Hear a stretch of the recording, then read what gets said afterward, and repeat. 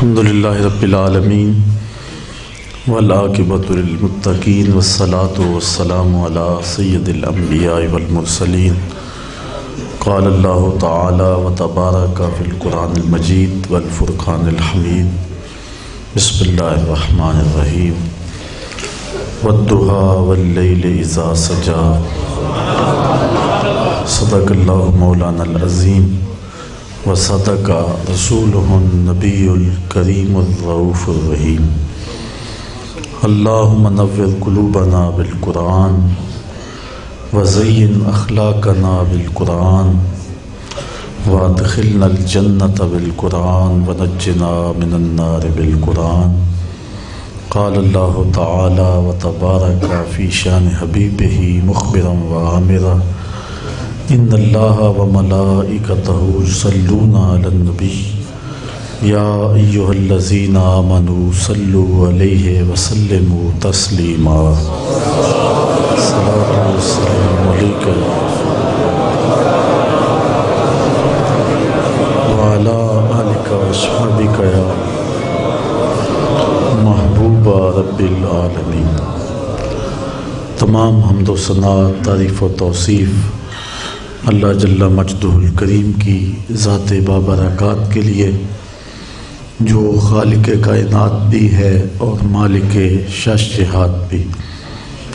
اللہ جل وعلا کی حمد و ثنا کے بعد حضور نبی اکرم شفیع امم رسول محتشم نبی مکرم صلی اللہ علیہ وسلم کے حضور ناز میں اپنی عقیدتوں، ارادتوں، محبتوں اور نیازمندیوں کا خراج پیش کرنے کے بعد عالی مرتبت ذی وقار علماء کرام، حضرات سامعین، خواتین و حضرات، السلام علیکم ورحمۃ اللہ وبرکاتہ۔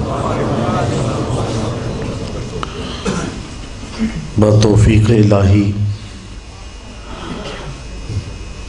وینس میرج ہال میں ماہانہ درس قرآن شروع ہوئے 10واں سال جاری ہے،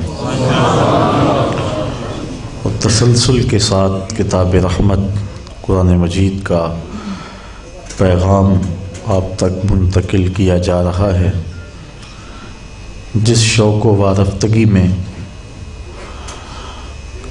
سخت اور گرم موسم میں، برستی بارش میں، مصروفیات کے ایام میں جس طرح آپ لوگ اس پروگرام کو پذیرائی بخشتے ہیں، یہ آپ کا کتاب رحمت کے ساتھ محبتوں کا منہ بولتا ثبوت ہے۔ اللہ تعالیٰ قیامت کے دن ہم سب کو کتاب رحمت قرآن مجید کی شفاعت نصیب فرمائے اور حضور علیہ السلام کی شفاعت سے بہرہور کرے۔ درس قرآن کی روٹین جس طرح بھی جاری ہو، جب موسم ربیع الاول کا آتا ہے تو ہم حضور کا ذکر کرتے ہیں۔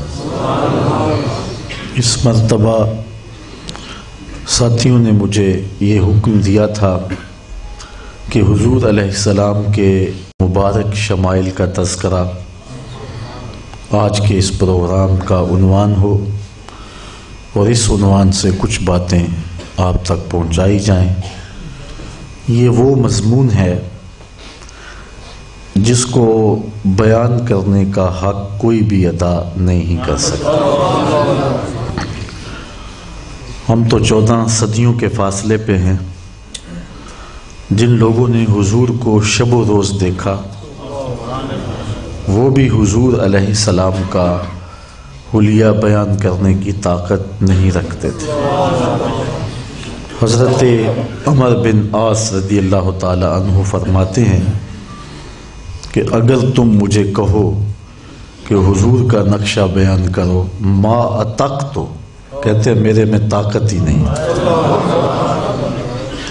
جن اصحاب نے حضور کا حلیہ بیان کیا ہے، ان کی تعداد انگلیوں پہ گنی جا سکتی ہے۔ باقی صحابی ایک دوسرے سے پوچھتے تھے بتاؤ حضور کیسے تھے؟ وہ کہتے تم نے نہیں دیکھا؟ کہتے دیکھ کر بھی نہیں دیکھا۔ حضرت حسان بن ثابت رضی اللہ تعالی عنہ فرماتے ہیں میں جو حضور کا حلیہ بیان کرتا ہوں اس کی وجہ یہ ہے کہ میرے پاس دیکھنے کا ایک طریقہ تھا جو مجھے آ گیا تھا، اور میں اس وجہ سے حضور کو دیکھا ہے اور حضور کا حلیہ بھی بیان کرتا ہوں۔ فرماتے ہیں فلما نظرت الی انوارہ فوضعت کفی علی عینی خوفا من ذہاب بصری، جب میں حضور کو دیکھا کرتا تھا تو اپنی آنکھوں پر انگلیاں رکھ کے انگلیوں کی اوٹ سے دیکھتا تھا، حضور کے جلووں کی چمک سے میری آنکھوں کی بینائی نہ جاتی رہے۔ یہ کون کہہ رہا ہے؟ حضرت حسان بن ثابت رضی اللہ تعالی عنہ۔ اور آپ جانتے ہیں کہ حضرت حسان بن ثابت رضی اللہ تعالی عنہ شاعر ہیں، اور شاعر حسن دیکھنے میں بڑا دلیر ہوتا ہے، لیکن وہ بھی حضور کے جمال کو دیکھ رہے ہیں تو آنکھوں پہ انگلیاں رکھ کے دیکھ رہے ہیں، اور ابھی یہ حسن ظاہر نہیں ہوا تھا۔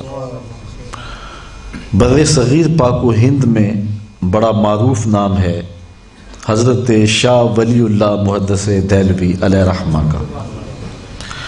کہتے ہیں کہ میرے والد گرامی حضرت شاہ عبد الرحیم محدث دہلوی نے حضور کا دیدار کیا، خواب میں حضور کا جلوہ نصیب ہوا، اور خواب میں حضور سے پوچھا آقا کریم آپ کا حکم ہے انا املا ہو و اخی یوسف اسبا ہو، میں نمکین حسن والا ہوں اور میرا بھائی یوسف میٹھے حسن والا تھا۔ وہاں زنان مصر نے انگلیاں کاٹ لی اور یہاں ایسا کوئی واقعہ پیش نہیں آیا، اس کی کیا وجہ ہے؟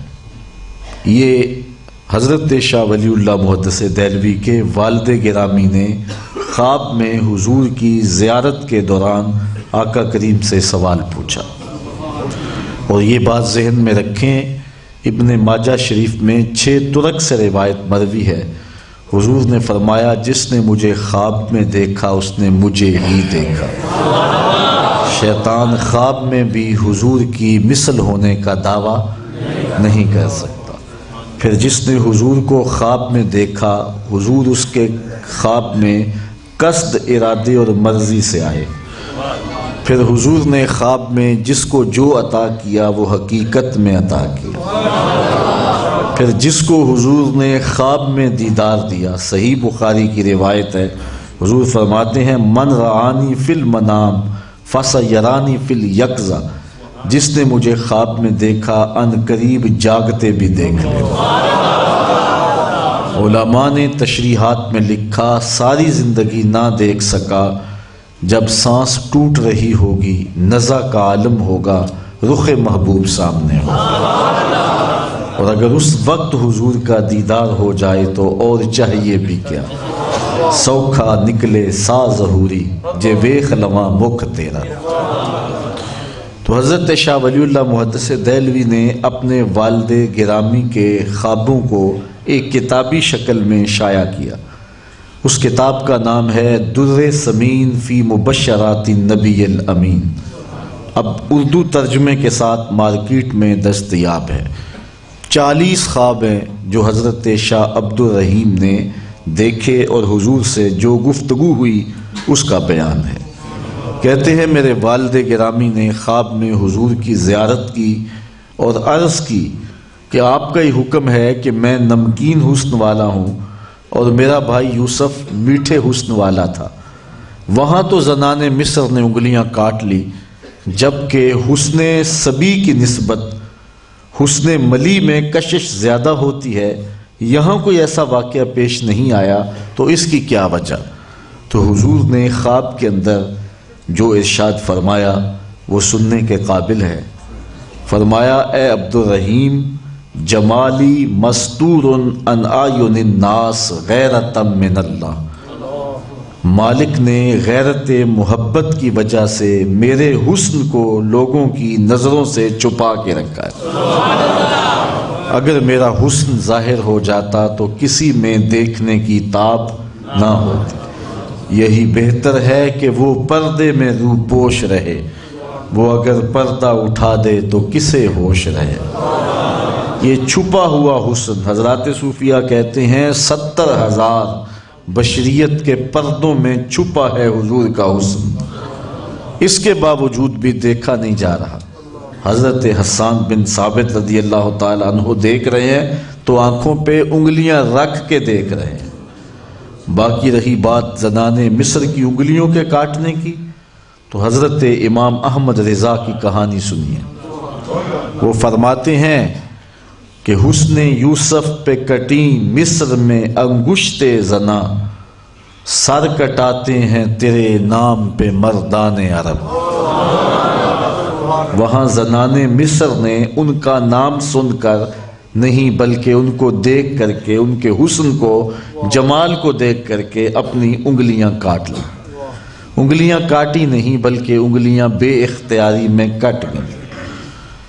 چونکہ یہ عورتیں تانا دیتی تھی حضرت زلیخا کو کہ تو ایک غلام پہ دل ہار گئی ہے، ملک تیموس کی بیٹی ہو کے، عزیز مصر کی بیوی ہو کے، ایک غلام جو کہ بازار سے خریدا گیا ہے اس پہ دل ہار گئی ہے۔ اب زلیخا ان سے بحث کرتی تو مناظرہ لمبا ہو جاتا، وہ مانتی نہ۔ انہوں نے کہا میرے گھر آنا، میں تمہاری دعوت کرنا چاہتی ہوں۔ خرد کے پاس خبر کے سوا کچھ اور نہیں، تیرا علاج نظر کے سوا کچھ اور نہیں۔ عالی نسب خاندانوں کی 70 خواتین کی دعوت کی، کھانا پیش کیا، بعد میں ہاتھوں میں پھل دیا اور چھریاں دی۔ جب عورتیں ناشپاتیاں کاٹنے لگیں تو جناب زلیخا اندر چلی گئیں، حضرت یوسف کے سامنے ہاتھ جوڑے، وقال تخرج علیہن، سورہ یوسف اٹھائیے، عرض کرنے لگی 2 لمحوں کے لیے آ جا، میرے پیار کی لاج رہ جائے۔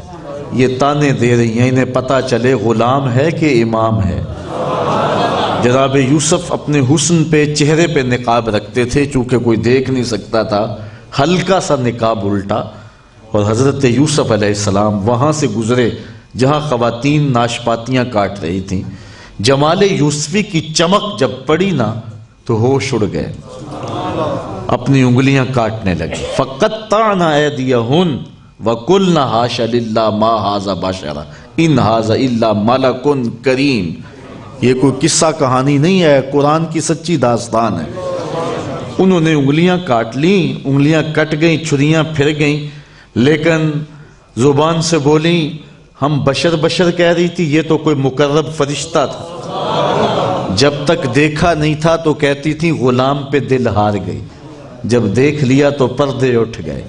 رومی کہتے ہیں اے لقائے تو جواب ہر سوال، حل شود ہر مشکلت بے کیلو کال۔ تیری ملاقات ہی تو سارے سوالوں کا جواب ہے۔ 72-73 فرقے بنے ہیں اور ناپ تول رہے ہیں اس کو جو ناپا تولا نہیں جا سکتا۔ اللہ اکبر، پیر وارث شاہ نے حد کر دی، فرماتے جنہ ویکھیا نہیں ہو کرن گلاں، جنہ ویکھیا نہیں ہو کرن گلاں، جنہ ویکھیا ہو تے بول دے نہیں، جڑے محرم راز حقیقت دے او راز حقیقت کھول دے۔ یہ سارے نہ دیکھنے کے جھگڑے ہیں اور فسادات بپا ہیں، کوئی نور کہہ رہا ہے، کوئی بشر کہہ رہا ہے۔ میں کہا کرتا ہوں ڈٹھے ورق قرآن دے پھول سارے، تیری شان جیا نہیں کوئی ہور ڈٹھا، تیری شان دا کرے مقابلہ جڑا انہوں عاشقاں اصلی چور ڈٹھا۔ کوئی نور آکھے کوئی بشر آکھے، پیندہ رات دنے ایہو شور ڈٹھا، اللہ والیاں گل مکا دیتی تساں ہور ڈٹھا ساں ہور ڈٹھا۔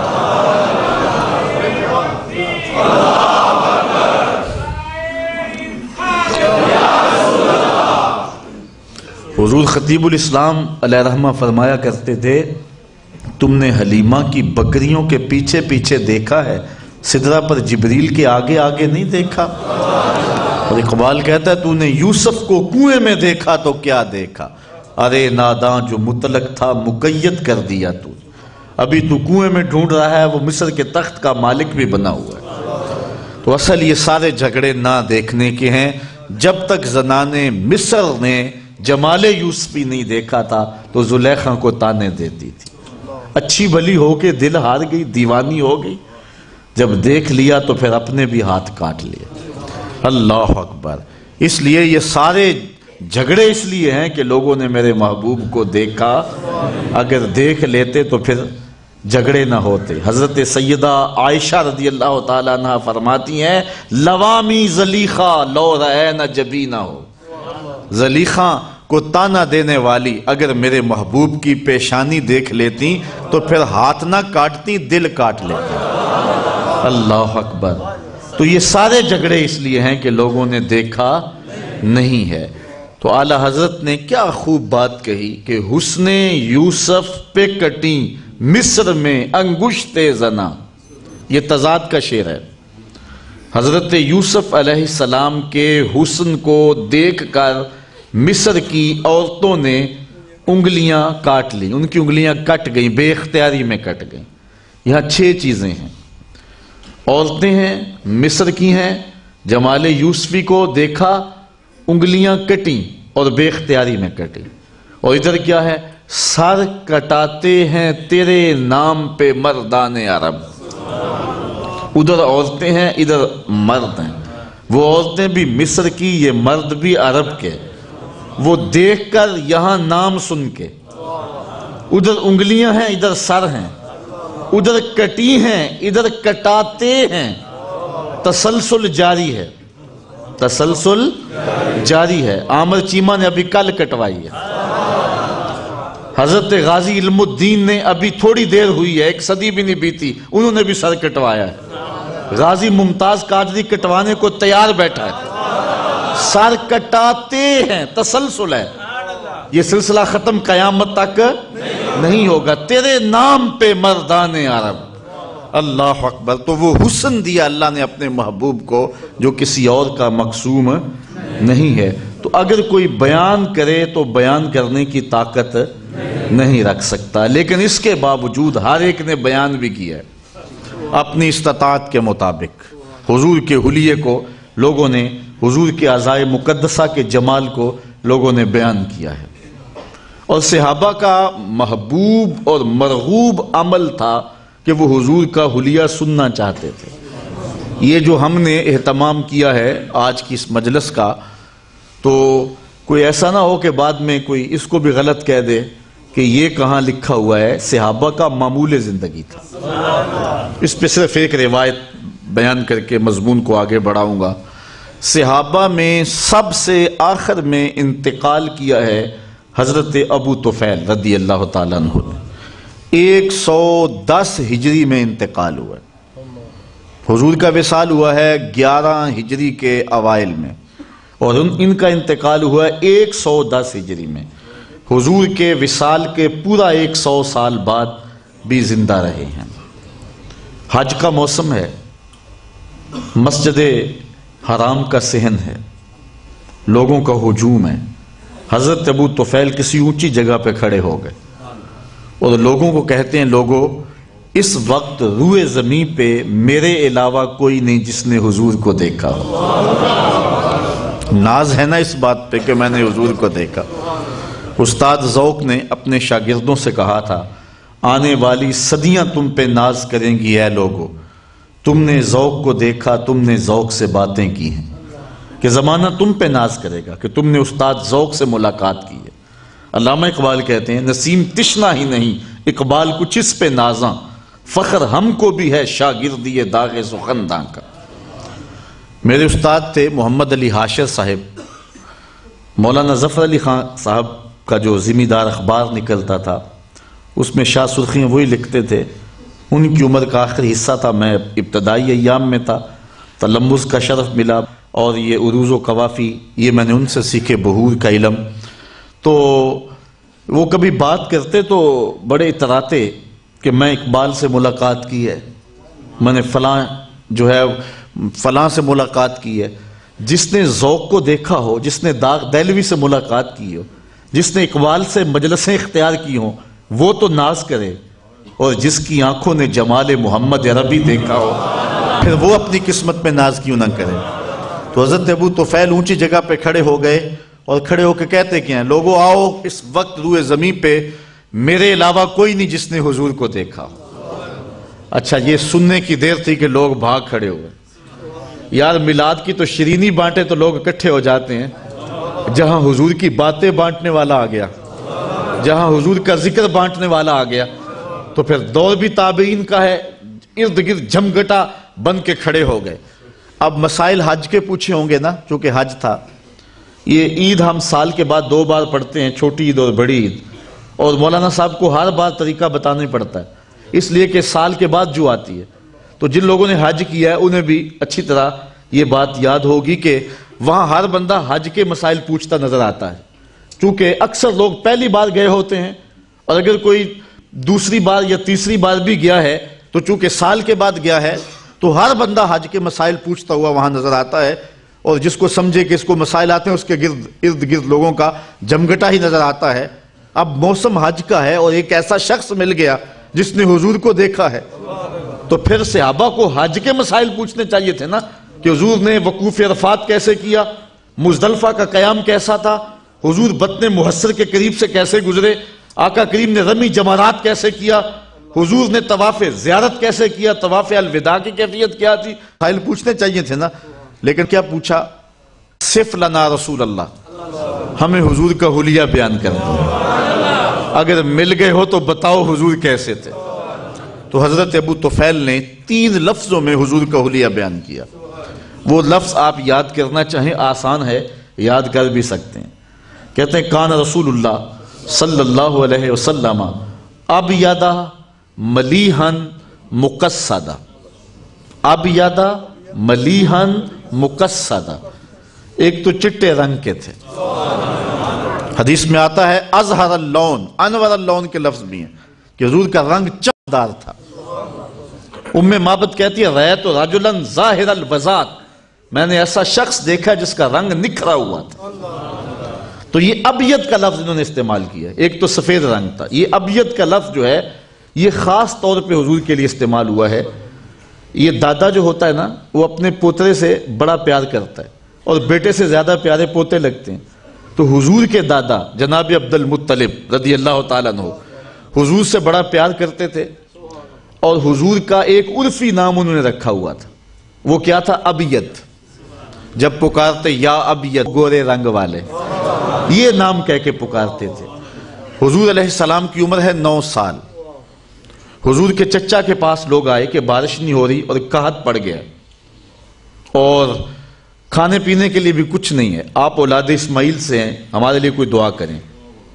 تو انہوں نے حضور کو لیا اور سن حرم میں آ گئے، آقا کریم کو کعبۃ اللہ کی دیوار کے ساتھ یوں کھڑا کیا کہ حضور کی پشت دیوار کے ساتھ لگ رہی تھی، اور ایسے ہاتھ اٹھا کے حضور کے چچا جناب ابو طالب نے کہا اے مالک اس گوری رنگت والے کے صدقے می ڈال دے۔ اچھا، کہتے ہیں کہ اب آسمان پہ کوئی بادل نہیں تھا، لوگ جب پلٹے ہیں نا تو واپس گھروں میں بھیگ کے گئے ہیں، تو انہوں نے پھر حضور کا ایک قصیدہ لکھا تھا جو کتب میں موجود ہے، اس کا ایک شعر سناتا ہوں جو اپنے موضوع کی مناسبت سے ہے۔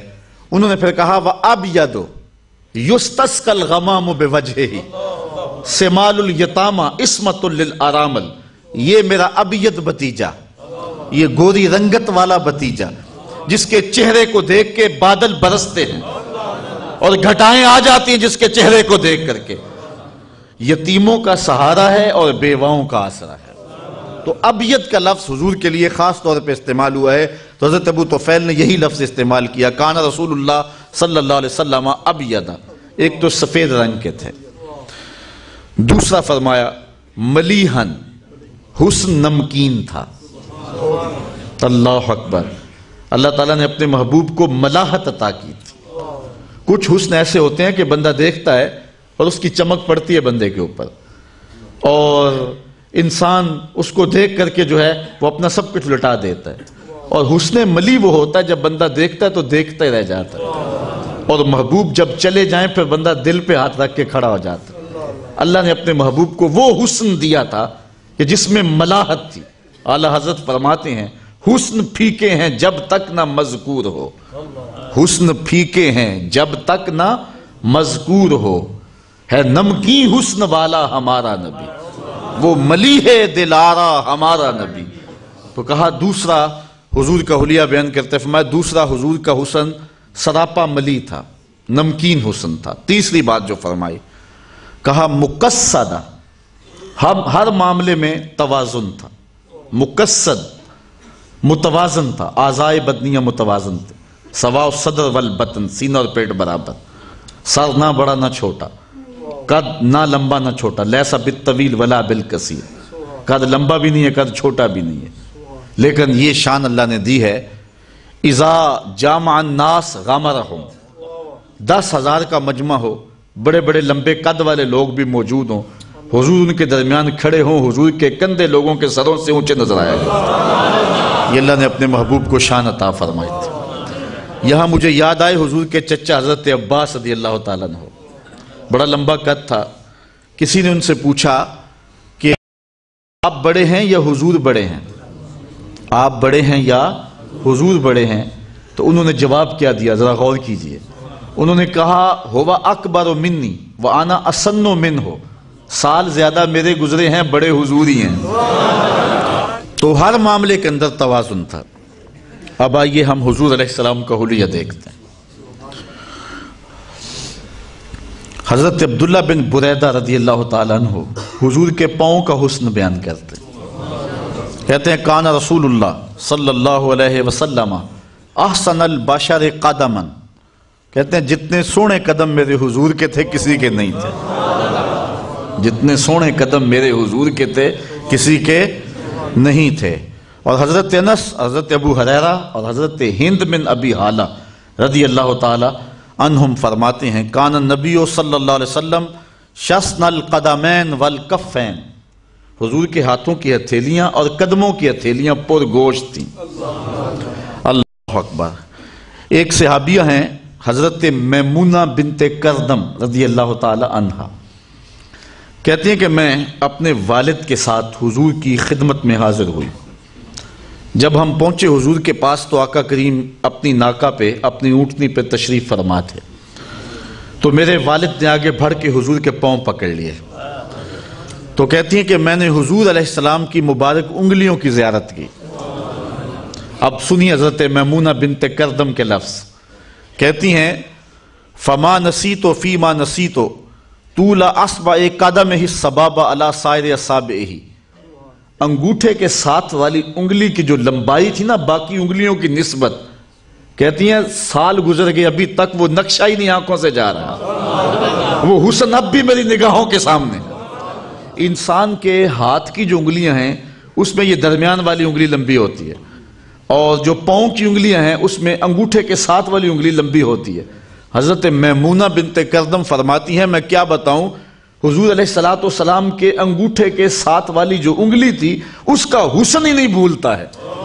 یار جس کی انگلیاں اتنی سونی ہیں، جس کے تلوے اتنے سونے ہیں، جس کے قدم اتنے سونے ہیں، اس کا چہرہ کتنا سونا ہوگا۔ اسی لیے وہ کسی نے کہا نا کہ قدموں پہ جبیں کو رہنے دو، قدموں پہ جبیں کو چہرے کا تصور مشکل ہے، قدموں پہ جبیں کو رہنے دو چہرے کا تصور مشکل ہے، جب چاند سے بڑھ کر ایڑی ہے رخسار کا عالم کیا ہوگا، جب چاند سے بڑھ کر ایڑی ہے رخسار کا عالم کیا ہوگا۔ حضور علیہ السلام کے مبارک تلووں کے بارے میں دو طرح کی روایات ہیں، اخمسان کے لفظ بھی ہیں اور لیس لہا اخمس کے لفظ بھی ہیں، اور اس کی تشریحات کے اندر علماء نے گفتگو کی ہے کہ اصل حضور علیہ السلام کبھی زور سے پاؤں رکھتے تو حضور کا پورا پاؤں جو ہے وہ زمین پہ لگتا، تو جنہوں نے اس نشان کو دیکھا انہوں نے کہا کہ حضور علیہ السلام کے مبارک تلوے برابر تھے، اور کبھی ایسا ہوتا کہ حضور علیہ السلام قدم رکھتے تو پورا قدم نہ لگاتے، اور ایسے کبھی جلدی میں حضور ہوتے، یا ایسا ایک موقع آیا حضرت سعد بن معاذ کے انتقال کا، اس دن حضور علیہ السلام اپنی انگلیوں کے بل، پنجوں کے بل چل رہے تھے، تو صحابہ نے عرض کی حضور آج آپ پورا پاؤں نہیں لگا رہے؟ فرمایا مدینے میں میرے ساتھ کے جنازے کے لیے آنے والے فرشتوں کی بھیڑ اتنی ہے کہ پورا قدم رکھنے کی جگہ ہی نہیں مل رہی۔ 70,000 فرشتے حضرت سعد کے جنازے میں آئے تھے۔ اللہ کا عرش بھی کانپ اٹھا تھا، جھوم اٹھا تھا حضرت سعد کے جنازے پہ۔ اللہ اکبر۔ تو حضور علیہ السلام اس طرح چل رہے تھے، تو کبھی حضور علیہ السلام پاؤں لگاتے اور کبھی پورا پاؤں جمتا۔ ویسے حضور کا طریقہ چلنے کا یہ تھا کہ پاؤں خوب جمتا تھا اور اس کا نشان جو ہے وہ زمین کے اوپر پڑ جاتا، بالخصوص اگر کوئی پتھر ہوتا اور آقا کریم علیہ السلام ننگے پاؤں ہوتے۔ تو حضرت ابو ہریرہ سے روایت ہے انہو صلی اللہ علیہ وسلم کان اذا مشا علی الصخر غاصت قدمہ فیہ، تو حضور علیہ السلام کے قدموں کے نشان اس کے اندر ثبت ہو جاتے۔ سلطان قاتبائی کے پاس ایک پتھر تھا جو اس نے 20,000 دینار میں خریدا تھا اور اس میں حضور کے قدموں کا نشان نقش تھا۔ ساری زندگی اس نے اپنے پاس رکھا۔ مرنے کے بعد اس نے وصیت کی کہ اس پتھر کو میری قبر کے سرانے لگانا۔ امام خفاجی فرماتے ہیں وَهُوَ مَوْجُودٌ إِلَى الْآن، وہ پتھر آج بھی اس کی قبر کے سرانے لگا ہوا ہے۔ اللہ اکبر۔ تو حضور علیہ السلام کے مبارک قدم کی تلیاں پر گوشت تھیں اور آقا کریم جب زمین پہ پاؤں لگاتے تو پورا قدم لگاتے۔ حضور علیہ السلام کی مبارک پنڈلیوں کے بارے میں اللہ اکبر روایات میں آتا ہے، حضور نبی رحمت صلی اللہ علیہ وآلہ وسلم کہ ایک صحابی حضرت ابو جحیفہ رضی اللہ تعالیٰ عنہ فرماتے کانی انظر الی وبیس ساقیہ، میں حضور کی مبارک پنڈلیوں کی چمک اب بھی تصور میں دیکھ رہا ہوں۔ حضور کی پنڈلیاں انہوں نے دیکھی تھی تو کہتے ہیں آج بھی میرے تصور میں ہیں۔ اچھا، حضور کی پنڈلیوں کا حسن بیان کیا حضرت سراقہ نے۔ یہ سراقہ بن مالک وہ شخص ہے جس نے حضور علیہ السلام کے گرفتار کرنے کے لیے حضور کا پیچھا کیا تھا۔ جب حضور نے ہجرت کی، ابو جہل نے 100 سرخ اونٹ نام رکھا تو یہ حضور کی تلاش میں نکلا، حتیٰ کہ اس نے حضور کو پا لیا۔ ناپاک ارادے سے آگے بڑھا لیکن اس کا جو گھوڑا تھا وہ گھٹنوں تک زمین میں دنس گیا۔ اس نے معذرت کی، حضور نے معاف کر دیا، گھوڑا باہر آیا، لیکن چونکہ انعام بہت بڑا تھا پھر دوبارہ پروگرام بدل گیا، پھر آگے بڑھا تو پھر گھوڑا گھٹنوں تک دنس گیا۔ تیسری مرتبہ پھر ایسا ہوا تو حضور نے فرمایا سراقہ تم مجھے گرفتار کرنا چاہ رہے ہو اور میں تیرے ہاتھوں میں کسرا کے کنگن دیکھ رہا ہوں۔ یہ کب کہا؟ جب حضور ہجرت کر کے جا رہے ہیں۔ جن لوگوں نے یہ مفہوم بیان کیا نا کہ حضور ڈرتے بھاگ گئے تھے، انہوں نے تاریخ کے اوراق کو پڑھا ہی نہیں ہے اور ہجرت کے مفہوم کو سمجھا ہی نہیں ہے۔ علامہ اقبال نے ایک جگہ لکھا ہے قصہ گویاں حق ز ما پوشی داند، معنی ہجرت غلط فہمی داند۔ انہوں نے ہجرت کے مفہوم کو سمجھا ہی نہیں ہے۔ یہ اسلام کی آفاقیت کے لیے تھا اور کوئی بھی وطن تمہارا وطن نہیں، ساری دنیا تمہارا وطن ہے، یہ بتلانا مقصود تھا۔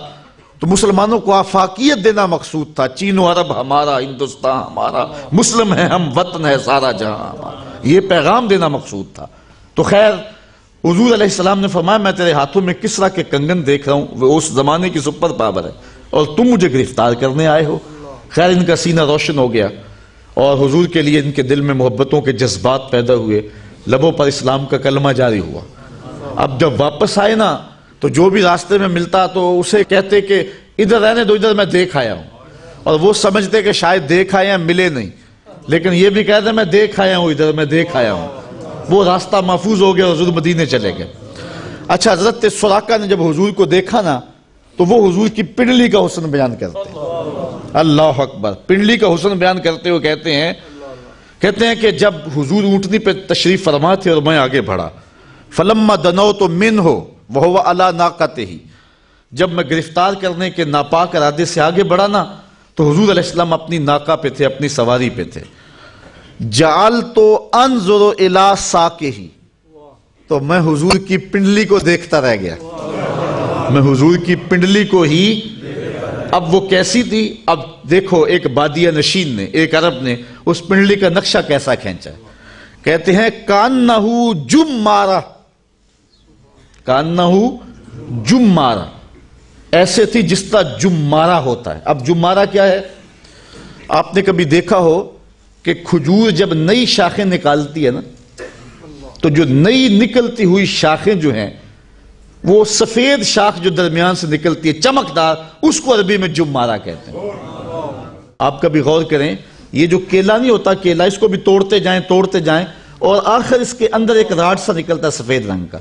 اسی طرح یہ جو کھجور ہے، کھجور کی جب تر اور نرم شاخ نکلتی ہے، نئی شاخیں پھوٹتی ہے بہار میں، ویسے کھجور ایسا درخت ہے جس پہ خزاں نہیں آتی.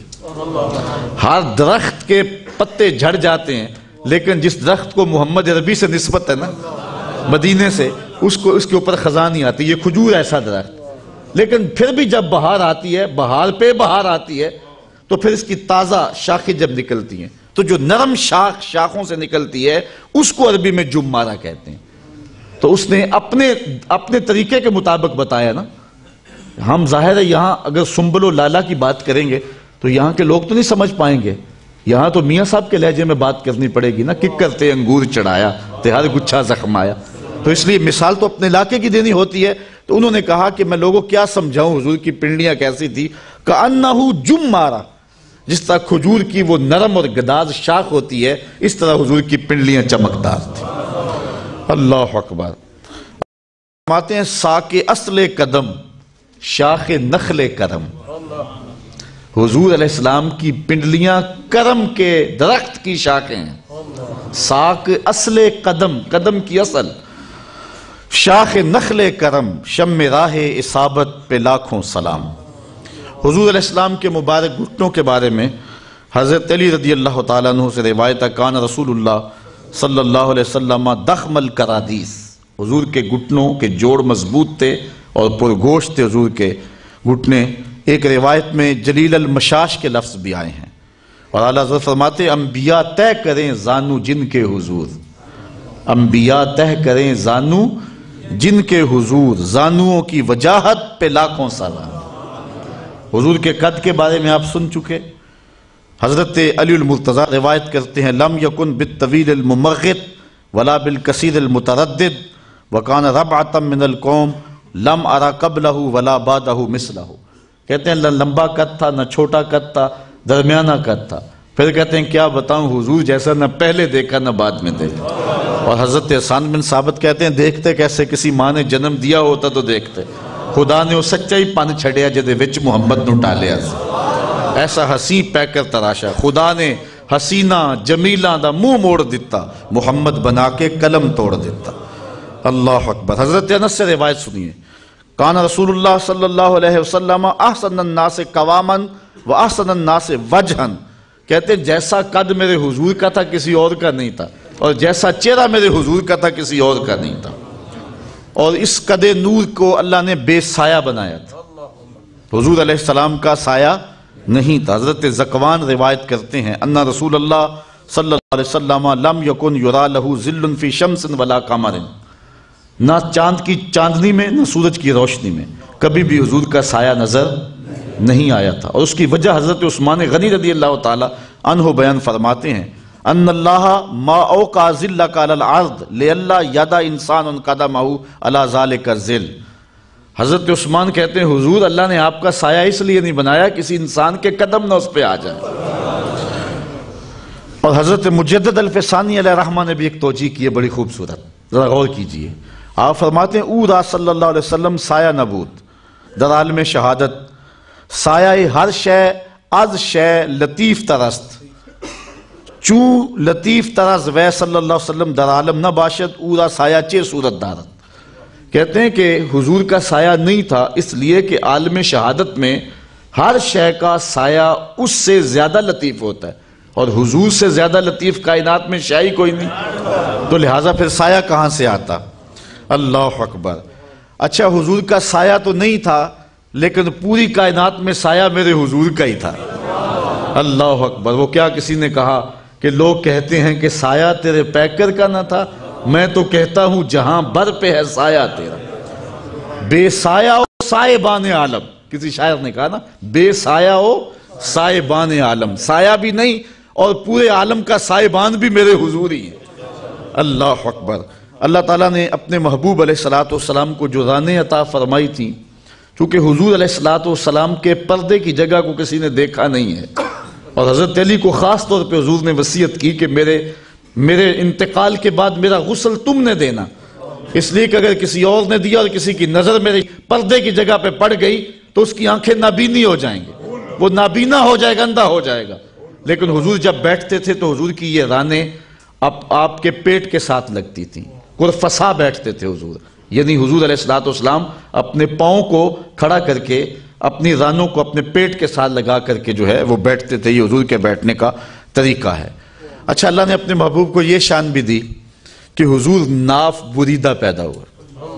جب پیدا ہوئے تو ناف کٹی ہوئی تھی اور مختون پیدا ہوئے، ختنے ہوئے تھے۔ حضرت عبداللہ بن عمر سے روایت ہے انہو ولد مختونا مسرورا، جب پیدا ہوئے تو ختنے پہلے ہوئے تھے اور حضور علیہ السلام کی ناف بھی کٹی ہوئی تھی۔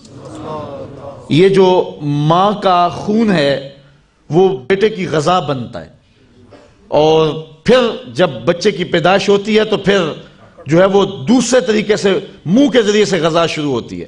لیکن حضور مقطوع سرہ پیدا ہوئے ہیں، اللہ بطن مادر میں بھی محبوب کو نوری غذا دے رہا تھا۔ اللہ اکبر۔ حضور علیہ السلام کے مبارک پیٹ کے بارے میں آتا ہے سوال بطن و صدر، پیٹ اور سینہ برابر تھے۔ ام معبد کہتی ہیں کہ حضور کا پیٹ بڑا ہوا نہیں تھا۔ پیٹ کا سینے سے آگے ہونا یہ انسان کے جمال میں کمی کا سبب ہے، اور پیٹ بالکل چپکا ہوا ہو یہ بھی حسن کے منافی ہے، اس لیے حضور کا سینہ اور پیٹ بالکل برابر تھے۔ گو کئی دن حضور فاقوں سے گزارتے، لیکن اس کے باوجود اللہ نے اپنے محبوب کو یہ جمال نصیب فرمایا تھا۔ سینے سے لے کر ناف تک ایک ہلکی سی لکیر تھی حضور علیہ السلام کے بطن پر بالوں کی، اس کے علاوہ پورے پیٹ پر اور سینے پر کوئی بال نہیں تھا۔ لیس فی بطنہ و صدرہ شعر غیرہ، اس کے علاوہ کوئی بال نہیں تھا۔ حضرت ابو ہریرہ رضی اللہ تعالیٰ عنہ حضور کے پہلوؤں کا ذکر کرتے ہیں، یہ پیٹ اور یہ سائڈ پہ پہلو، تو کہتے ہیں کان رسول اللہ صلی اللہ علیہ وسلم ابید الکشحین، حضور کے پہلو چٹے اور گورے تھے۔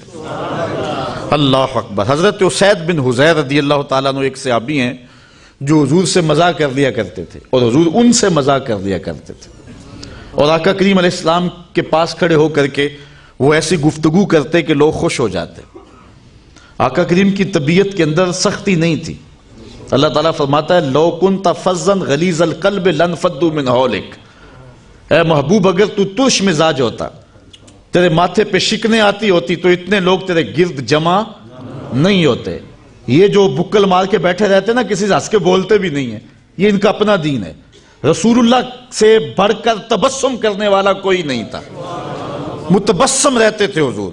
جب اکیلے ہوتے تو پھر متفکر رہتے، جب لوگوں سے ملتے تو پھر متبسم ہو جاتے، اور حضور دہک نہیں کرتے تھے۔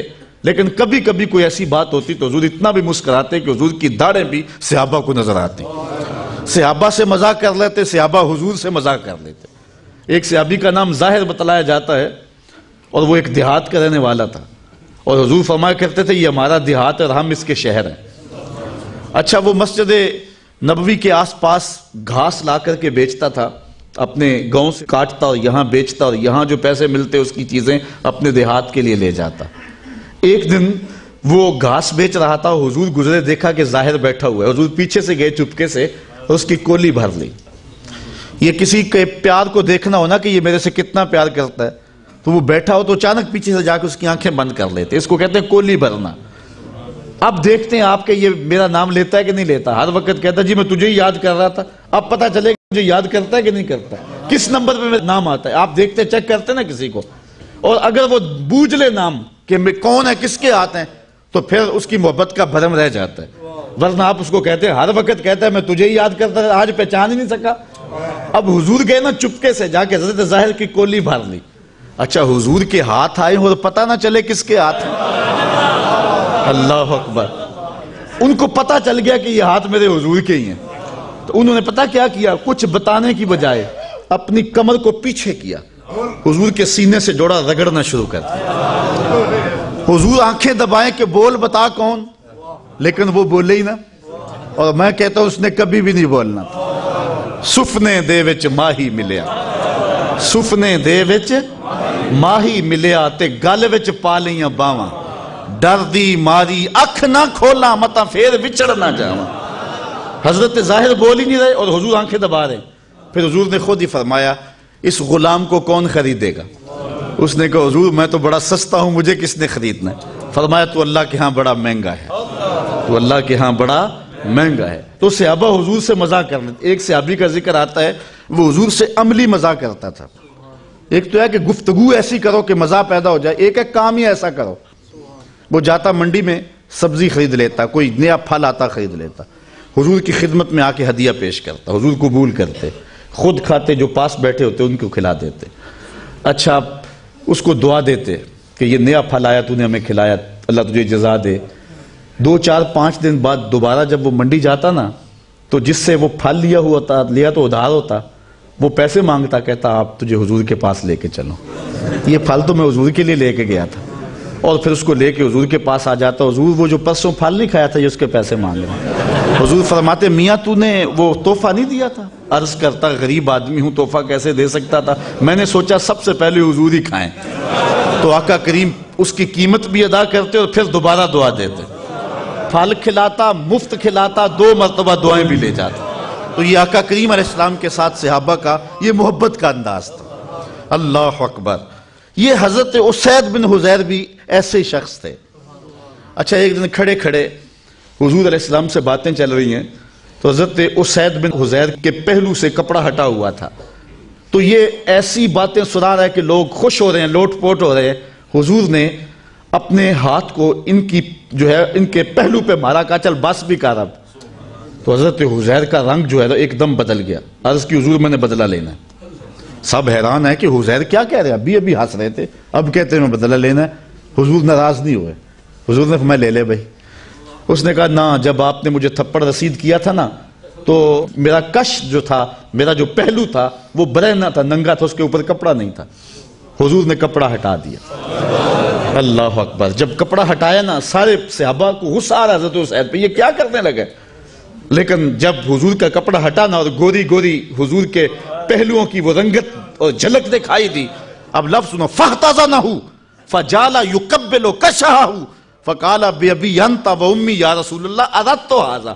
آگے بڑھ کے لپٹ گیا اور حضور کے پہلو کو چومنے لگا اور پھر کہنے لگا میرے ماں باپ آپ پہ قربان ہو حضور، یہ سارا کام میں نے اس لیے کیا تھا، ورنہ میں کون ہوتا ہوں آپ سے بدلہ لینے والا۔ اللہ اکبر۔ خندق کے موقع پر بھی صحابہ نے حضور علیہ السلام کے مبارک بطن کو دیکھا تھا اور حضور کے بطن پہ بندے ہوئے پتھر بھی انہوں نے دیکھے تھے۔ اس کے علاوہ بھی کئی ایسے مقامات آئے کہ صحابہ نے حضور کا بطن اقدس بھی دیکھا ہے، حضور کی پشت بھی دیکھی ہے۔ حضرت محرش بن عبداللہ روایت کرتے ہیں کہ حضور علیہ السلام کو میں نے ایک دن احرام باندھتے ہوئے دیکھا حج کا۔ تو جب حضور علیہ السلام احرام باندھ رہے تھے تو میں نے حضور کی پشت دیکھ لی، فَنَظَرْتُ إِلَىٰ ظَهْرِهِ كَأَنَّهُ سَبِيكَةُ فِضَّةٌ، ایسا لگتا تھا جس طرح چاندی میں ڈلی ہوئی ہے۔ اللہ اکبر۔ حضرت عائشہ سے روایت ہے کان رسول اللہ صلی اللہ علیہ وسلم واسع الظہر، حضور علیہ السلام کی مبارک جو پشت تھی وہ بالکل کشادہ تھی، واضح تھی۔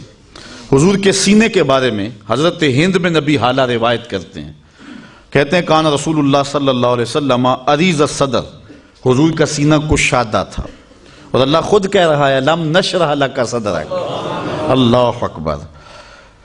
حضور علیہ السلام کا سینہ جس طرح ظاہراً کشادہ تھا، اس طرح حضور کا سینہ باطناً بھی ماناً بھی کشادہ تھا۔ اور کتنا کشادہ تھا، ایک روایت دیکھیں، حضور فرماتے ہیں رأیت ربی عز و جل فی احسن صورہ، میں اللہ کو احسن صورت میں دیکھا۔ قال فیما یختصم الملأ الاعلی، ارشاد فرمایا کہ یہ فرشتے کس بات پہ بحث کر رہے ہیں؟ قلت انت عالم، میں نے کہا مالک تو بہتر جانتا ہے۔ قال فوضع کفہ بین کاتفی، تو اللہ تعالیٰ نے اپنا دست کرم میرے 2 کندھوں کے درمیان رکھا۔ دست کرم، دست قدرت، یہ متشابہات میں سے میرے 2 کندھوں کے درمیان رکھا۔ پھر کیا ہوا؟ فوجدت بردہا بین صدیی، اس کا دست قدرت یہاں آیا، ٹھنڈ میرے سینے میں پڑے۔ پھر کیا ہوا؟ فعلمت ما فی السماوات و ما فی الارض، پھر زمین آسمان کے اندر جو کچھ تھا سب کچھ میں نے جان لیا۔ اتنا کشادہ ہو گیا حضور علیہ السلام کا مبارک سینہ۔ حضور کے سینہ اطہر میں حضور علیہ السلام کا قلب اطہر تھا۔ اچھا اعلیٰ حضرت کا سلام آپ ہر جمعۃ المبارک کو سنتے ہیں، اس میں حضور کے معجزات کا بھی بیان ہے، اور حضور کے پائے انور سے لے کر کے حضور کے سر انور تک حضور کے ایک ایک عضو کا حسن بھی بیان ہوا ہے۔ کبھی ہونٹوں کا ذکر کرتے ہیں، پتلی پتلی گلے قدس کی پتیاں، ان لبوں کی نزاکت پہ لاکھوں سلام۔ کبھی سر کا ذکر کرتے ہیں، جس کے آگے سرے سروراں خم رہے۔ کبھی حضور علیہ السلام کی آنکھوں کی اور حضور کی ناک کا ذکر کرتے ہیں، نیچی نظروں کی شرم و حیا پر درود، اونچی بینی کی رفت پہ لاکھوں سلام۔ کبھی ہاتھوں کا ذکر، ہاتھ جس سمت اٹھے غنی کر دیا، موج بحر سماحت پہ لاکھوں سلام۔ کبھی سینے کی، کبھی پشت مبارک کی، کبھی کندھوں کا ذکر، ایک ایک عضو کا ذکر کیا۔ لیکن اعلیٰ حضرت جب دل پہ آئے نا، حضور کے قلب اطہر پہ، پھر اعلیٰ حضرت چپ ہو گئے، پھر قلم نے جنبش کی، تو میرے امام نے لکھا دل سمجھ سے ورا۔ ہر عضو کا کوئی نہ کوئی قصیدہ میں نے لکھا ہے، لیکن اب دل کے بارے میں کیا لکھوں؟ دل سمجھ سے ورا مگر یوں کہوں، غنچائے راز وحدت پہ لاکھوں سلام۔ جب شک صدر ہوا نا حضور کا اور قلب اطہر نکالا گیا اور آب زمزم سے غسل دیا گیا، جس سال حضور جب معراج پہ جانا تھا، تو جبریل امین نے 2 لفظ کہے تھے حضور کے قلب اطہر کے بارے میں، وہی لفظ ملتے ہیں حضور کے دل کے بارے میں، اللہ اکبر۔ وہ بیان کرتے ہیں، امام بدر الدین عینی نے عمدۃ القاری شرح صحیح بخاری میں وہ لفظ لکھے ہیں، جبریل نے کہا واہ واہ قلب وکیع فیہ اذنان سمیعتان و عینان بصیرتان، واہ واہ کیسا دل ہے جس میں 2 آنکھیں ہیں جو دیکھتی ہیں اور 2 کان ہیں جو سنتے ہیں۔ اسی لیے فرمایا صحابہ اپنی صفیں سیدھی رکھا کرو، مت سمجھو کہ میں صرف آگے دیکھتا ہوں، جس طرح آگے دیکھتا ہوں میں پیچھے بھی دیکھتا ہوں، میں تمہارے رکوع بھی دیکھتا ہوں اور دلوں میں پیدا ہونے والے خشوع بھی دیکھتا ہوں۔ اور اقبال کہتا ہے چشم تو بی نندائے ما فی الصدور، اے فروغت صبح آثار و دہور، چشم تو بی نندائے ما فی الصدور، تیری نظر تو سینوں کے چھپے راز بھی دیکھتی ہے۔ تو یہ اللہ نے اپنے محبوب کے دل کو وہ نور دیا ہے۔ حضور نے فرمایا، حضرت عائشہ سے روایت ہے، تنام عینایا ولا ینام قلبی، میری آنکھیں سوتی ہیں دل نہیں سوتا رہتا۔ اسی لیے ہماری نیند وضو توڑ دیتی ہے، نبی کی نیند وضو نہیں توڑتی، اس لیے کہ دل تو جاگ رہا ہوتا ہے حضور کا۔ اللہ اکبر۔ حضور کے بازوں کے بارے میں ایک روایت ہے، کان رسول اللہ صلی اللہ علیہ وسلم عشر ذراعین، حضور کے بازوں پہ بال تھے، ابل الازدین والذراعین طویل الزندین، یہ بھی لفظ ہیں۔ اور ایک روایت میں کان رسول اللہ صلی اللہ علیہ وسلم عظیم الساعدین، یہ حضرت ابو ہریرہ سے مروی ہے کہ حضور علیہ السلام کے مبارک بازو عظیم تھے۔ اور اعلی حضرت فرماتے ہیں جس کو بارے 2 عالم کی پرواہ نہیں، ایسے بازو کی قوت پہ لاکھوں سلام۔ حضور نے کنکر پکڑے اور کافروں پہ پھینکے، شاہت الوجوہ اللہم ارعب قلوبہم وزلزل اقدامہم، تو خدا نے کیا کہا وما رمیتا اذ رمیتا ولکن اللہ رما، اے محبوب یہ جو کنکر تو نے پھینکے یہ تو نے تو نہیں پھینکے، یہ تو میں نے پھینکے۔ ذرا غور تو کیجئے، لوگ جدائی ڈال رہے ہیں اللہ اس کے رسول میں۔ اللہ کہتا ہے محبوب یہ جو کنکر تو نے پھینکے، یہ کنکر جو تو حضور نے پھینکے ہیں نا، پھر کہا تو نے نہیں پھینکے یہ میں نے پھینکے۔ ذرا غور تو کیجئے اس پہ، یہ جو کنکر تو نے پھینکے یہ تو نے نہیں پھینکے یہ میں نے پھینکے۔ وما رمیتا اذ رمیتا ولکن اللہ رما۔ ہمارے استاد فرمایا کرتے تھے کہ لوگوں کو غلطی لگ گئی ہے دین سمجھنے میں، ہم یہ نہیں کہتے کہ اللہ اس کے رسول کی ذات ایک ہے، اگر یہ کہیں گے تو کافر ہوں گے، یہ نہیں کہتے۔ ہم کہتے ہیں ذات ایک نہیں ہے لیکن بات ایک ہی ہے۔ ذاتیں 2 ہیں لیکن باتیں 2 نہیں، ذات ایک نہیں لیکن بات۔ تو کنکر محبوب نے پھینکے، اللہ فرماتا محبوب یہ میں نے پھینکے۔ اللہ اکبر۔ تو محبوب علیہ السلام کے وہ بازو، ان پر ایک حدیث سناؤں۔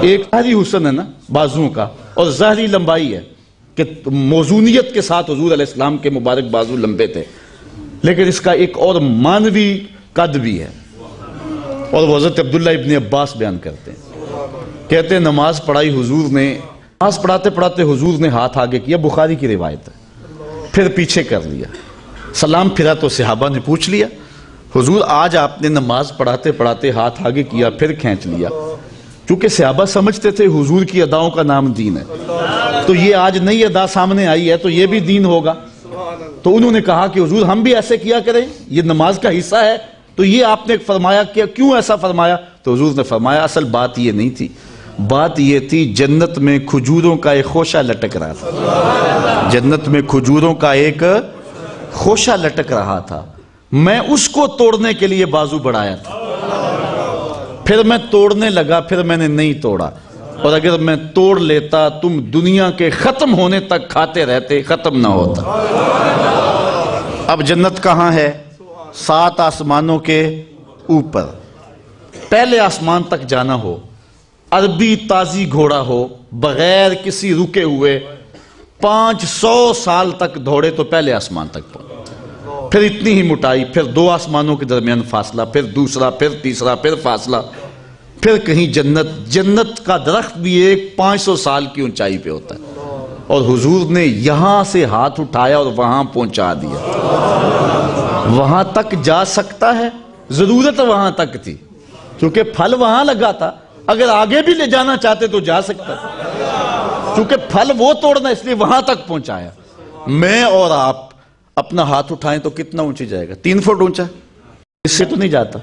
ہاں نظر میری اگر چھت نہ ہو درمیان میں تو دوسرے تیسرے آسمان کے ستارے بھی دیکھ لیتی، آپ کی نظر بھی دیکھ لیتی۔ میرا ہاتھ 3 فٹ تک جاتا ہے اور نظر تیسرے آسمان تک جاتی ہے، اور جس کا ہاتھ جنت تک جاتا ہے نگاہیں کہاں تک جاتی ہیں؟ اچھا غور کرو، میں یہاں کھڑے ہو کے دیکھوں تو نظر کہاں تک جاتی ہے؟ آسمان تک، اور محبوب جب عرش پہ کھڑے ہوں گے تو پھر نظر کہاں تک گئی ہو؟ لوگوں نے نبی کو سمجھے ہی نہیں، ہے تو سمجھ سے ورا نبی، لیکن لوگوں نے سمجھنے کی بھی کوشش نہیں کی ہے۔ اللہ اکبر، وہ شان اللہ نے اپنے نبی کو دی ہے جو محبوب کی ہی شان ہے۔ وہاں تک حضور کے جاتے ہیں ہاتھ جہاں کسی کا ہاتھ۔ اچھا حضور کے مبارک کندھے، حضرت برا بن عازب کہتے کان رسول اللہ صلی اللہ علیہ وسلم بعید ما بین منکبین، حضور کے کندھوں کے درمیان مناسب فاصلہ تھا، کشادہ تھے کندھے حضور کے۔ حضرت ابو ہریرہ کہتے ہیں کان رسول اللہ صلی اللہ علیہ وسلم عظیم مشاشل منکبین، حضور کے کندھوں کی جو ہڈیاں تھیں ان کے جوڑ مضبوط تھے۔ اللہ اکبر، پوری امت کا بوجھ نہیں اٹھانا تھا۔ اللہ اکبر۔ حضرت نبی رحمت صلی اللہ علیہ وسلم کے مبارک کندھوں کا ذکر کرتے ہیں حضرت انس رضی اللہ تعالیٰ عنہ۔ حضرت انس کہتے ہیں کبھی کبھی حضور کے پاس کوئی مانگنے والا آ جاتا تو کوئی ایسا مانگنے والا بھی ہوتا جس کو آداب کا پتہ نہ ہوتا، کوئی بدو دور سے آ جاتا، آداب نبوت کا علم نہ ہوتا، وہ حضور کے پاس آ کے کہتا مجھے بھی دو مجھے بھی دو، حتیٰ کہ سائلین کا ہجوم بن جاتا اور وہ حضور کا کپڑا قمیض پکڑ کے کھینچتا، اور وہ جب کھینچتا نا حضور کی قمیض سرک کے نیچے آ جاتی، ہم حضور کے مبارک کندھے دیکھ لیتے۔ اللہ اکبر۔ کہتے فَكَأَنَّمَا أَنظُرُ حِينَ بَدَا مَنْكَبَيْهِ إِلَى شِقِّهِ الْقَمَرِ مِنْ بِيَاضِهِ، کہتے ہیں کہ ایک سائل آیا، اس نے حضور کی قمیض کھینچی، کہا مجھے بھی دیں، اور کھینچتے ہوئے بہت نیچے لے گیا حتیٰ کہ حضور کا کندھا نظر آنے لگا۔ کہتے ہیں ایسے لگا جس طرح چاند چڑھا ہوا ہے، ایسا حضور کا کندھا چمکدار تھا۔ آپ جانتے ہیں ان کندھوں کی کہانی، جب حضور نے فتح مکہ کیا ہے نا تو حضرت علی کو کہا میرے کندھوں پہ چڑھو اور ان بتوں کو توڑو۔ حضرت علی نے کہا حضور آپ میرے کندھوں پہ چڑھیں۔ شیخ عبدالحق نے لکھا ہے مدارج النبوہ میں، حضور نے فرمایا تو نبوت کا بوجھ نہیں اٹھا سکے۔ اللہ اکبر۔ تو حضرت علی حضور کے کندھوں پہ آئے، بتوں کو توڑا۔ اب غور کیجئے حضرت علی کیا فرماتے ہیں، کہتے جب میں حضور علیہ السلام کے کندھوں پہ چڑھا نا تو میں نے عرض کی انی لو شئتو نلتو افق السما، اگر میں چاہوں نا تو آسمان کو بھی چھو سکتا ہوں، اتنا اونچا چلا گیا۔ اور شیخ عبداللہ کہتے ہیں جب حضرت علی نے چھلانگ لگائی نا تو مسکرا رہے تھے، تو حضور نے فرمایا کہ علی مسکرا کیوں رہے ہو؟ عرض کی حضور اتنی اونچی سے نیچے گرا ہوں اور مجھے چوٹ بھی نہ لگی۔ تو حضور نے فرمایا علی چوٹ کیسے لگتی، تجھے چڑھانے والا نبی تھا، اتارنے والا جبریل تھا۔ اللہ اکبر۔ حضور علیہ السلام کے 2 کندھوں کے درمیان مہر نبوت تھی۔ حضور کی مہر نبوت حضرت وہب بن منبہ سے سنیے رضی اللہ تعالیٰ عنہ سے، کہتے ہیں لم یبعث اللہ نبیا الا وقد کانت علیہ شامۃ النبوہ فی یدہ الیمنی الا نبینا صلی اللہ علیہ وسلم فإن شامۃ النبوۃ کانت بین کتفیہ۔ کہتے ہیں جتنے بھی نبی ہوئے ہیں اللہ کے، سب نبیوں کے ہاتھوں پہ مہر نبوت ہوتی تھی، دائیں ہاتھ پہ، اور وہ نبوت کی علامت تھی، سوائے ہمارے نبی کے۔ ہمارے نبی کی عمر نبوت ہاتھ پہ نہیں تھی بلکہ محاذ قلب پہ، دو کندھوں کے درمیان۔ کہتے ہیں اس کی کیا وجہ؟ امام نبہانی نے غالباً 17 وجہ بیان کی۔ ایک وجہ یہ بیان کی کہ باقی جو بھی آتا کسی نبی سے ملتا، مصافحہ کرتا، پھر جانتا یہ اللہ کا نبی۔ حضور کا چہرہ ہی ایسا بنا دیا، کوئی مور نبوت دیکھے اور پھر اندازہ کرے، پہلے ہی جان لیتا یہ اللہ کا نبی ہو سکتا ہے۔ اللہ اکبر! گو اللہ کا ہر نبی حسین ہوا ہے، لیکن جو حسن اللہ نے اپنے محبوب کو دیا وہ حضور کا ہی مقسوم ہے۔ حضور علیہ السلام کی مور نبوت حضرت صائب بن یزید نے دیکھی ہے۔ کہتے ہیں قم تو خلف النبی صلی اللہ علیہ وسلم، خلف ظہر النبی صلی اللہ علیہ وسلم، میں حضور کی پشت کی جانب بیٹھا، ایک دن کھڑا ہوا تو میں نے دیکھا فنظرت الی خاتمہ بین کتفیہ مثل زر الحجلہ، جس طرح مسیری کی گنڈیاں ہوتی ہیں نا، اس طرح کی میں نے حضور علیہ السلام کی مور نبوت دیکھی ہے۔ حضرت جابر بن سمرہ کہتے ہیں رأیت الخاتمہ عند کتفہ مثل بیضۃ الحمامہ یشبہ جسدہ، حضور علیہ السلام کے دو کندھوں کے درمیان کبوتری کے انڈے کے برابر ابھرا ہوا حضور کا گوشت کا ایک ٹکڑا تھا جو جسم کی رنگ سے مشابہت رکھتا تھا، وہ میں نے حضور علیہ السلام کی مور نبوت دیکھی ہے۔ اچھا، حضور علیہ السلام کی مور نبوت کا ذکر کرتے ہیں حضرت سلمان فارسی۔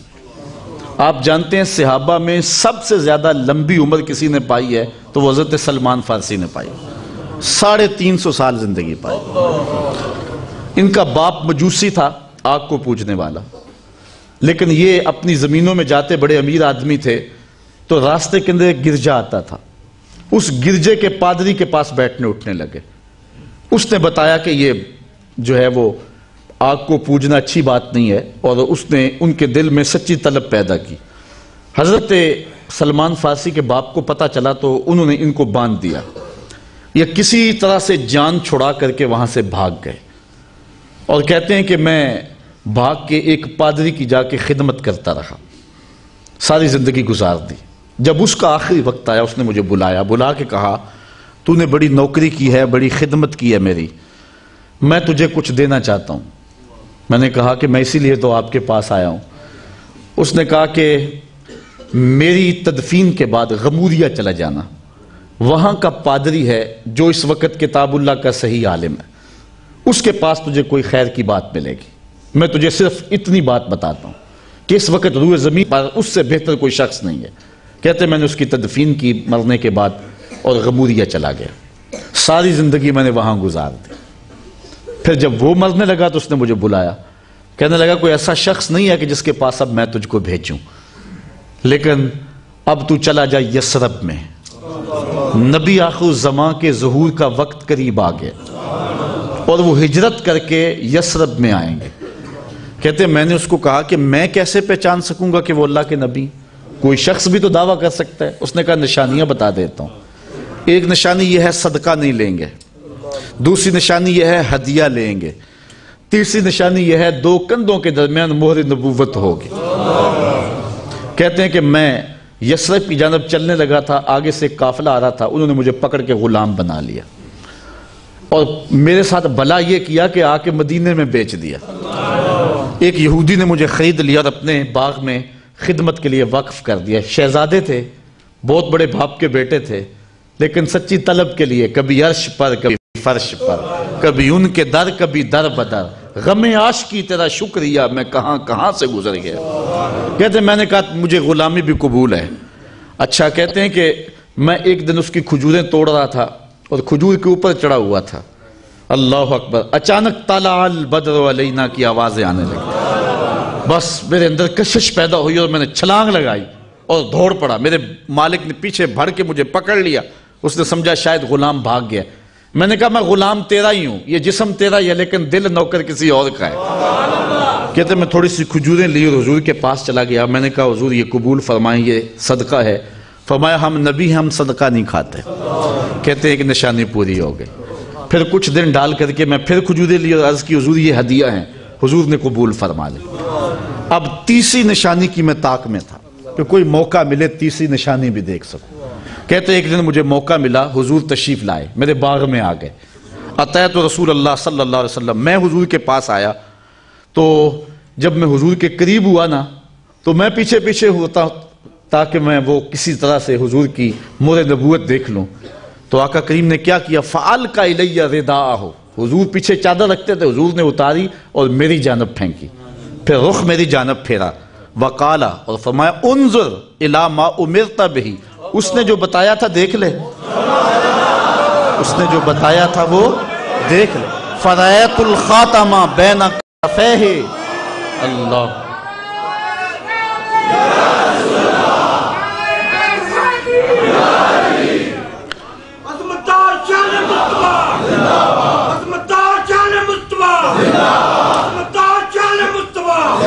وقال انظر الی ما امرت بہ فرأیت الخاتم بین کتفیہ مثل بیضۃ الحمامہ. تو میں نے کبوتر کے انڈے کے برابر حضور کی مہر نبوت بھی دیکھ لی. اللہ اکبر. کہانی ویسے لمبی حضرت سلمان فارسی کی، اور پھر آزادی بھی ہوئی، پھر کھجوریں اپنے دستے کرم سے حضور نے لگائی بھی، درخت پک کے پھل بھی دینے لگے. پھر وہ ذائقہ جو ابو حضرت سلمان فارسی کی کھجوروں کا تھا پورے مدینے میں کسی کھجور کا بھی نہیں تھا. اللہ اکبر. کیونکہ حضور نے اپنے دستے کرم پہ، تیری غلامی پہ نثار ہزار آزادی. غلام ہوئے مصطفیٰ کے لیے لیکن زمانے کے امام بن گئے. پھر حضور نے بھی کیا اعزاز دیا، فرمایا سلمان منا اہل البیت. لوگوں سن لو، سلمان فارسی میرے اہل بیت سے ہے. آیا فارس سے اہل بیت رسول کا بن گیا، فرمایا یہ میرے اہل بیت سے ہے. اللہ اکبر. اچھا، حضور کے مبارک ہاتھوں کا ذکر بھی سن لیں. اعلیٰ حضرت کہتے ہیں میں تیرے ہاتھوں پہ صدقے، میں تیرے ہاتھوں پہ صدقے. کیسی تھیں وہ کنکریاں، کیسی تھیں وہ کنکریاں. اللہ اکبر. جس سے اتنے کافروں کا دفعتاً منہ پھر گیا. کنکریاں اٹھا کے حضور نے پھینکی. حضرت عائشہ رضی اللہ تعالیٰ عنہ کہتی ہیں کانت کف رسول اللہ صلی اللہ علیہ وسلم الین من الحریر. کہتی ہیں حضور کے مبارک ہاتھ ریشم سے زیادہ نرم تھے، ریشم سے زیادہ نرم تھے. اور حضرت انس کہتے ہیں ما مسست حریرا ولا دیباجا الین من کف رسول اللہ صلی اللہ علیہ وسلم. آج تک نہ کوئی ریشم اور نہ کوئی دیباج میں نے چھوا ہے جو حضور کے ہاتھوں سے نرم ہو. اللہ اکبر. حضرت مصنع بن صالح اپنے دادا سے روایت کرتے ہیں، وہ کہتے ہیں کہ میرا دادا جی کہتے ہیں صافحت رسول اللہ صلی اللہ علیہ وسلم، میں نے حضور سے مصافحہ کیا. پھر کیا ہوا؟ فلم آرا واللہ کفن الین من کفہ. میں نے حضور کے ہاتھ سے زیادہ نرم کوئی ہاتھ نہیں دیکھا. حضرت وائل بن حجر کہتے ہیں کہ میں حضور کی خدمت میں حاضر ہوا تو آقا کریم علیہ السلام کے ہاتھوں کو چھونے کا مجھے بھی موقع نصیب ہو گیا. بہت سارے بچے کھیل رہے تھے، میں بھی تھا. حضور علیہ السلام نے ہمارے سروں پہ ہاتھ پھیرا اور پھر میرے سر پہ بھی ہاتھ پھیرا. پھر میں نے اس ہاتھ کو چھوا بھی. کہتے ہیں فَإِنَّهُ أَطْيَبُ رَائِحَةً مِنَ الْمِسْكِ. کہتے ہیں کہ وہ کستوری سے زیادہ خوشبودار تھا. حضرت جابر بن سمرہ کہتے ہیں کہ حضور علیہ السلام نے ایک دن شفقت کرتے ہوئے میرے رخسار پہ، میری گال پہ ہاتھ پھیرا. تو پھر ہوا کیا؟ کہتے ہیں میرے رخسار پہ حضور نے ہاتھ پھیرا. فَوَجَدْتُ بَعْدَهُ بَرْدًا وَرِيحًا كَأَنَّمَا أَخْرَجْتُ مِنْ جَوْنَةِ عَطَّارٍ. کہتے ہیں اتنا خوشبودار، اتنا ٹھنڈا، اتنا پیارا، اتنا خوشبودار تھا، لگتا تھا جس طرح عطار کے برتن سے ابھی ہاتھ نکالا گیا. حضرت قتادہ بن ملحان کی بھی سنیے. کہتے ہیں کہ حضور نے ایک دن شفقت سے میرے منہ پہ ہاتھ پھیر دیا، اپنے ہاتھ میرے منہ پہ پھیر دیے. حضرت قتادہ کا چہرہ روشن ہو گیا. حضرت علا بن عمیر کہتے ہیں کہ حضرت قتادہ کی جب آخری عمر تھی میں ان کے گھر گیا. بڑھاپے میں تو چہرے کا رنگ اتر جاتا ہے لیکن ان کا چہرہ اتنا روشن تھا کہ میں ان کا حال پوچھنے گیا تو ان کے اوپر نزع کا عالم طاری تھا. خیر وہ پیچھے ٹیک لگائی تھی اور بیٹھے تھے اور میں ان کی پائنتی کی جانب بیٹھ گیا. کہتے ہیں گھر کافی کھلا تھا اور پیچھے سے کوئی گزرا. فَأَبْصَرْتُهُ فِي وَجْهِ قَتَادَةَ. میں نے گزرنے والا کا عکس حضرت قتادہ کے چہرے میں دیکھ لیا. یہ کس کا چہرہ روشن ہوا؟ اللہ اکبر. جس کے چہرے پہ حضور نے شفقت سے ہاتھ پھیر دیا. اللہ اکبر. اچھا حضور علیہ السلام کے ہاتھوں کا ذکر سنتے ہو تو آؤ حضور کی مبارک بغلوں کا ذکر بھی سنو۔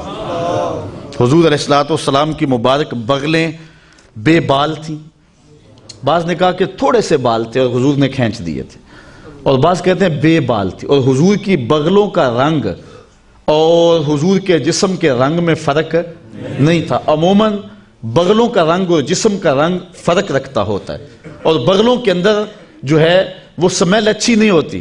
اب سنو، ایک صحابی کہتے ہیں کہ جس دن حضرت سیدنا ماعز ابن مالک کو سنگسار کیا گیا، یہ ایک صحابی تھے جن سے غلطی ہو گئی، حضور کے پاس آئے اور کہا حضور میں